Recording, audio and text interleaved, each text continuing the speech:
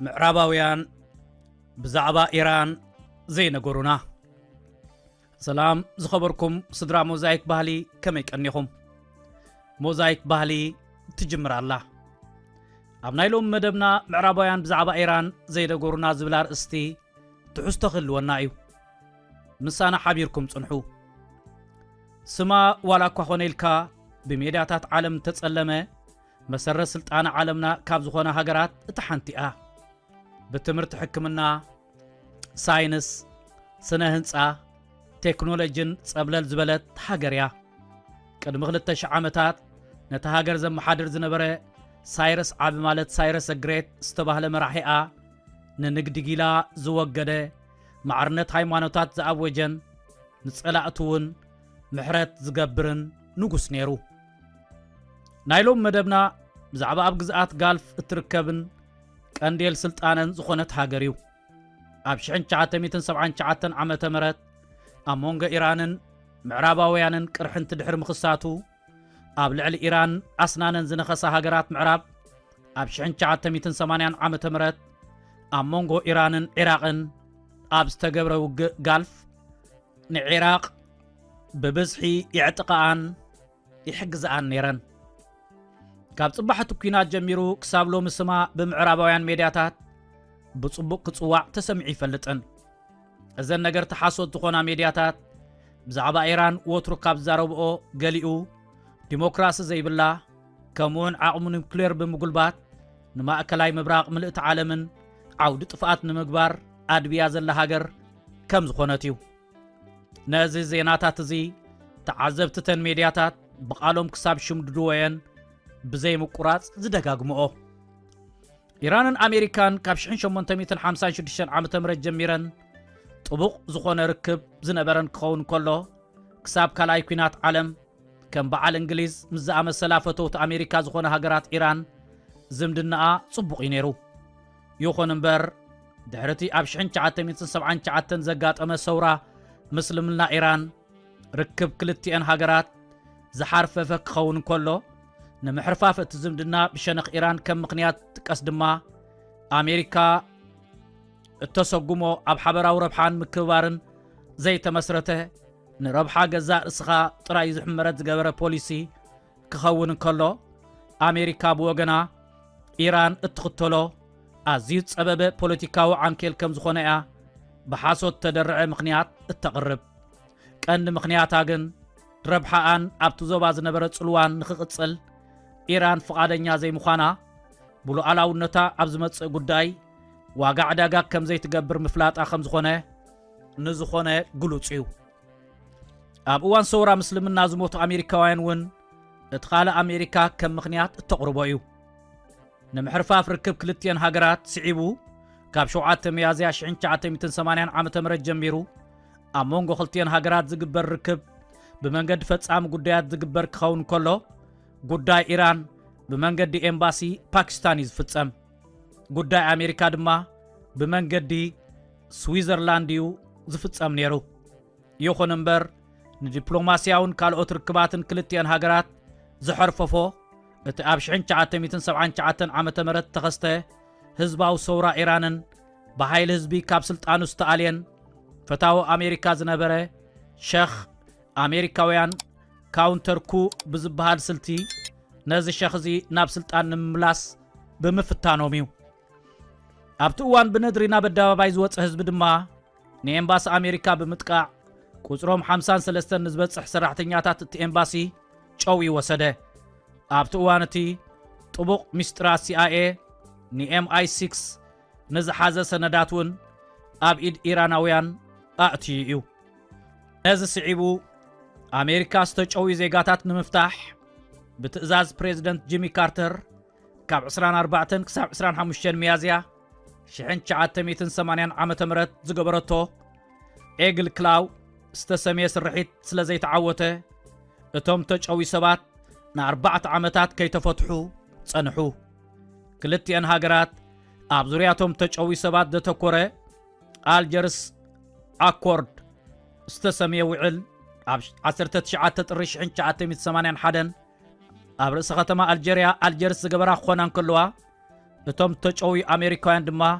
ድሕሪ ዓመትን 3 ወርሕን ተለቐቑ። ድሕሪኡ ግን ንውዕል ኣልጀርስ ብምጥሓስ እቲ ሓንቲ ነቲ ሓንቲ ብተደጋጋሚ ክካሰሳ ይስምዓ። መብዛሕትአን ሃገራት ዓለም ኣህጉራውያን ትካላትን ብኣሜሪካ ዝምርሓ ስለ ዝኾና ድሕሪ መወዳእታ 1979 ዓመተ ምህረት ንኢራን ብዝምልከት መቃልሕ ከዳኒተን ናኾላሲተንን ናይ ዝኾነ መርገጺ ኣሜሪካን ዘቃልሓ ሜድያታት እውን ከምኡ ኣሜሪካ እገዳ ክትገብር እንከላ ድማ ባምቡላታታ ዝኾና ብርክት ዝበላ ሃገራት ነቲ እገዳ የተግብራ።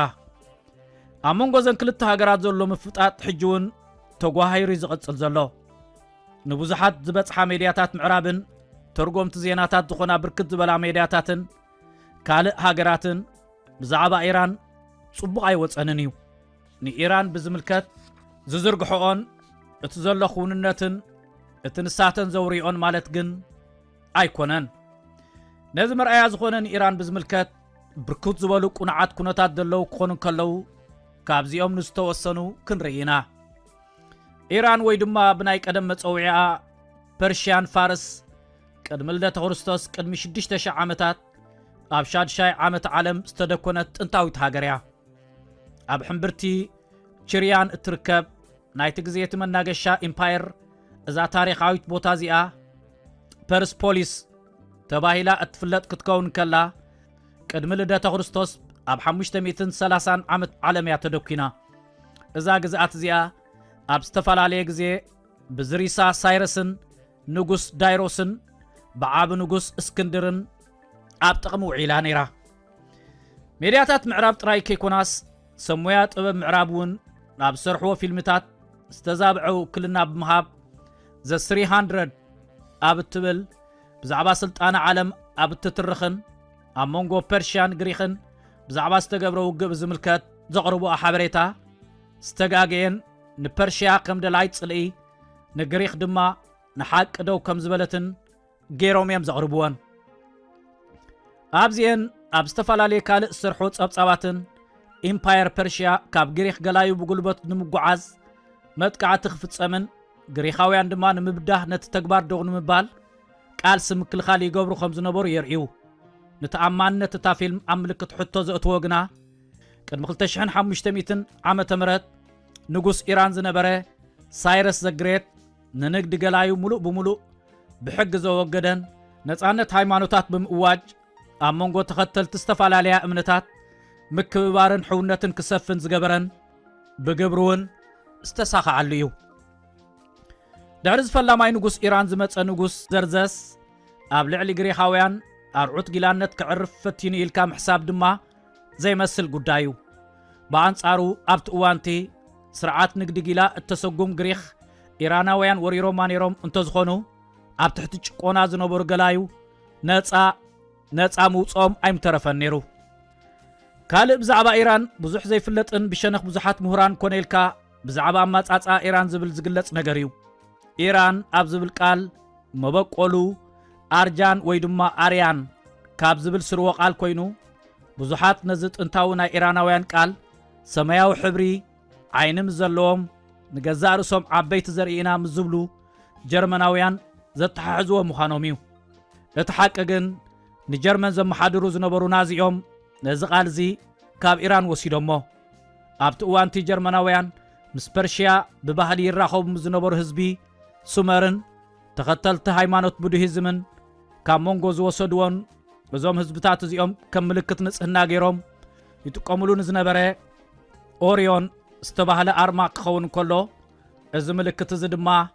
ኣርማ ሰልፍና ዝኾይኑ ነይሩ እዩ። ካልእ ብዛዕባ ኢራን ብዙሕ ግዜ ዘይስማዕ ኣብ ዘመነ ብሉይ ዝነበራ ኣስተዋፅኦ እዩ።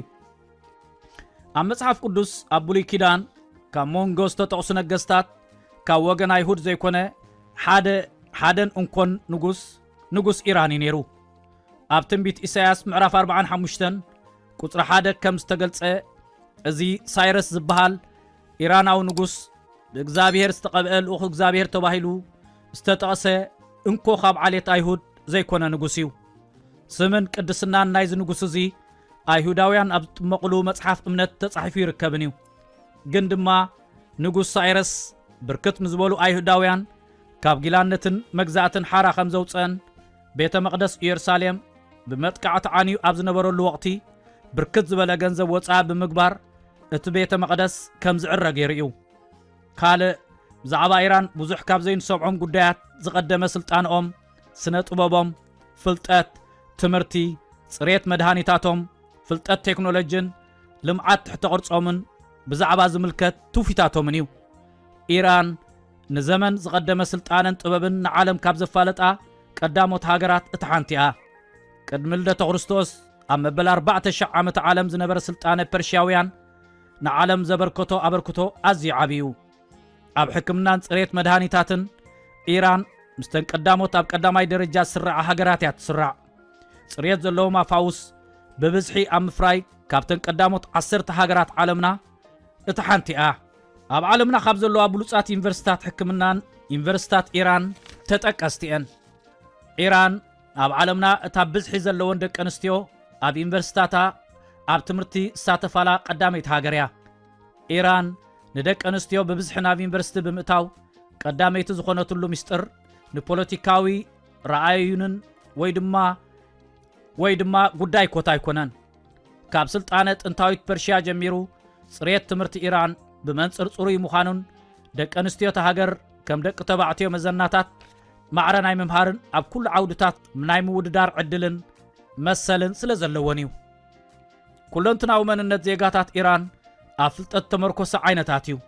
ጽሬት ትምህርቲ ኢራን ልዑል ብምዃኑ ካብ ላዕለዎት ትካላት ትምህርቲ ሃገር ተማሂሩ ዝወፅእ ሓይሊ ሰብ ኣብ ካልእ ክፋላት ናይ ዓለምና ዓብ ተደላይነት እዩ ዘለዎ። ኢራን ናብ ማእከላይ ምብራቕን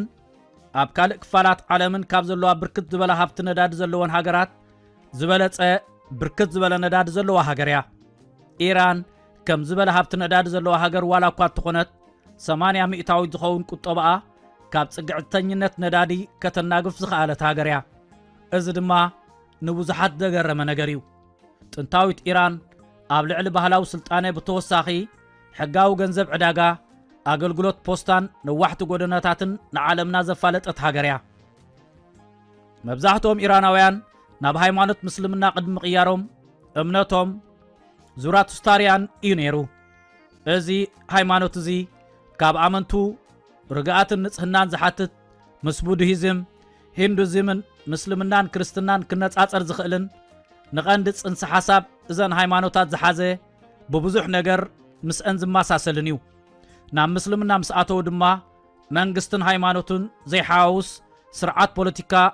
ንዘኽኣሎም ምስልምና ሱንዮም ተኸቲሎም ብዙሓት እዚ ሃይማኖታዊ ፍልስፍናኦም ንስልጣኖኦም ልዑል ኣበርክቶ ከም ዝገበረን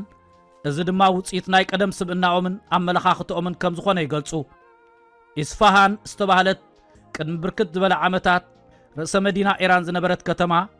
ኣዝዮም ምዕሩጋትን ጥበብ ቀዳሞት ኢራናውያንን ብዘርእዩ ጥበብ ስነ ህንፃ ዝሓለፎም ህንፃታት ዝተመልአት ከተማ እያ። ኣዝዩ ዓብ ዝኾነ ኣደባባይ እታ ከተማ ቅርሲ ዩነስኮ ኮይኑ ተመዝጊቡ እዩ። ካብዚ ብተወሳኺ ኢራን መበቆል ቼዝን ባክጋሞን ዝኣመሰሉ ስፖርት ውሽጢ ገዛ እያ። ኣብ 600 ዓመተ ምህረት ጸወታ ቼዝ ኣብ ኢራን ከም ዝነበረ ዘርእን ሮቢጋዋን ዝበሃል ጸወታ ድማ ቅድሚ ልደተ ክርስቶስ ኣብ 3000 ዓመተ ምህረት ዓለም ከም ዝነበረ ዝሕብሩ ሓበሬታታት ተረኺቦም እዮም። ኢራን ብዘይካዚ ብርክት ናይ ዝበሉ ፈጠራታት ማእከል ዝኾነት ሃገር እያ። ዝኸበርኩም ስድራ ሞዛይክ ባህሊ ናይሎም መደብና ተዛዚሙሎ ብዛዕባ ሃገር ኢራን ዘለኩም ርእይቶ ክንጽበይና ኣብ ቀጻሊ ብኻልእ ትሕዝቶ ክሳብ ንራኸብ ተቋጺርኩም ኣይበለና ኣብ ዘለናዮ ሰላም እንጥዕናን አንጎሶም ተስፋ ሚካኤል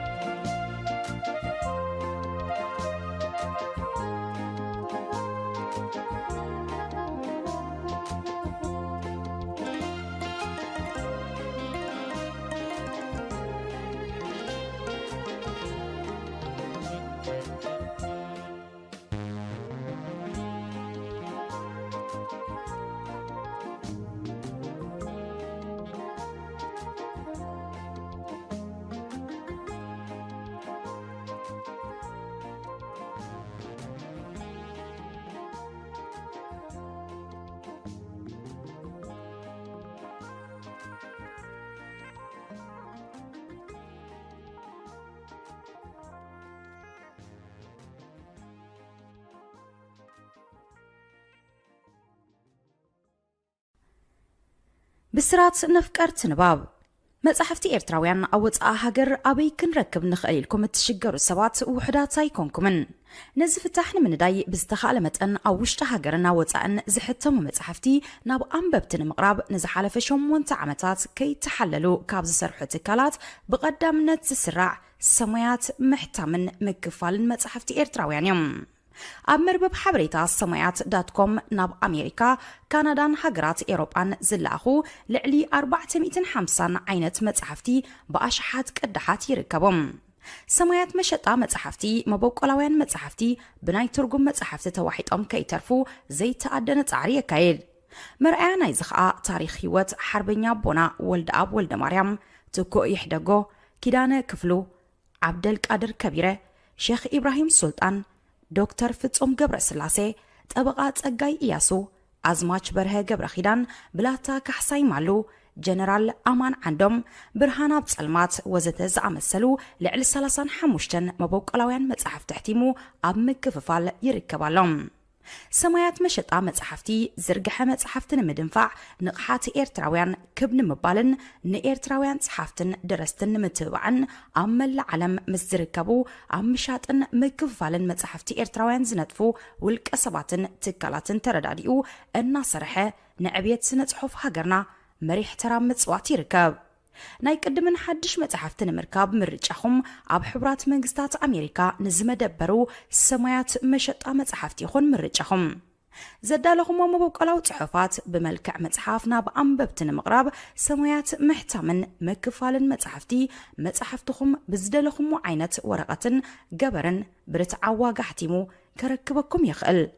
ما اسس طرح صحفكم كيلا قنقا حلفو حجز ارتعتن ندف جبرن زسرح لكم كيلاتات اب مرخابون حجز كنجبر نخل بصحنا بسرحنا كتعقبهم